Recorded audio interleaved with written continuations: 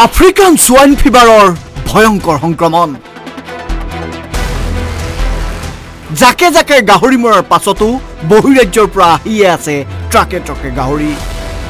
বহিৰাজ্যৰ গাহৰিয়ে কঢ়িয়াই আনিছে আফ্ৰিকান সোয়াইন ফিভাৰ বহিৰাজ্যৰ পৰা অহা গাহৰি ট্ৰাক জব্দ শ্ৰীৰামপুৰত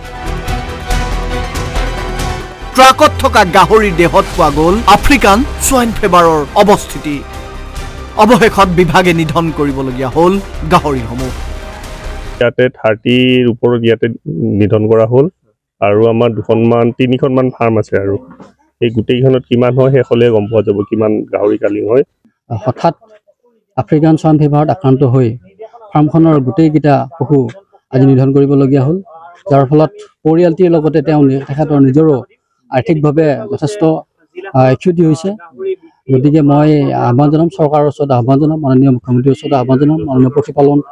মন্ত্ৰী মহোদয়ক আহ্বান জনাম যে আচলতে ক্ষুদ্ৰ যিবিলাক পশুপালক আছে ব্যৱসায়ী আছে সেইসকলক যাতে ক্ষতিপূৰণটো দিয়াৰ ব্যৱস্থা কৰে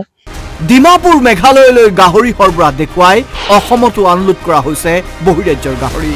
বহিৰাজ্যৰ গাহৰি দেহত অহা আফ্ৰিকান সোয়াইন ফিভাৰে থলুৱা গাহৰিৰ ওপৰত মুখ্যম আঘাত আনিছে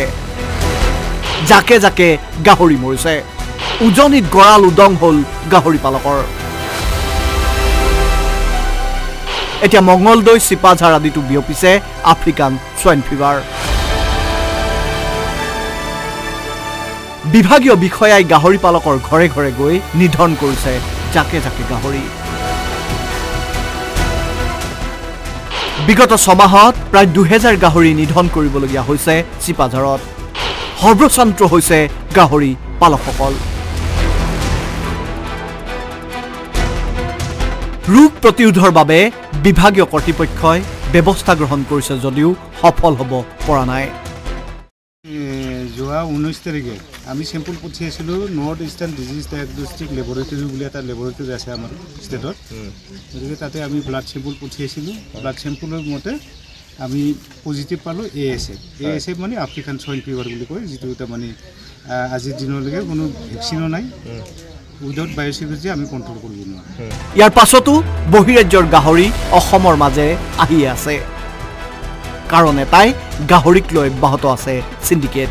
নাগালেণ্ডলৈ সৰবৰাহ দেখুৱাই অসমলৈ অনা হৈছে অধিকাংশ গাহৰি क्या माल है आपका हमारे इसमें पिग है कहाँ से आया है यूपी से अभी कहाँ जा रहे थे आप लोग दीमापुर कब से रोक के रखा था यहाँ पे हमको यहाँ से पहले 5 दिन से रोक के रखा है कितना गाड़ी रोका था 2 गाड़ी যাৰ ফলত ভয়ংকৰ সমস্যাৰ সৈতে মোকাবিলা কৰিব লগা হৈছে অসমৰ থলুৱা গাহৰি পালকসকলে প্ৰথমে গাহৰি সিন্ডিকেট বন্ধ কৰক তাৰ পাছত থলুৱা গাহৰি পালকসকলক আৰ্থিক সহায় আগবঢ়াওক চৰকাৰে তাৰে এতিয়া দাবী উত্থাপন হৈছে শ্ৰীৰামপুৰৰ পৰা বিশ্বজিৎ চৌধুৰী আৰু চিপাঝাৰৰ পৰা জামিল হকৰ ৰিপৰ্ট আসাম টক্স।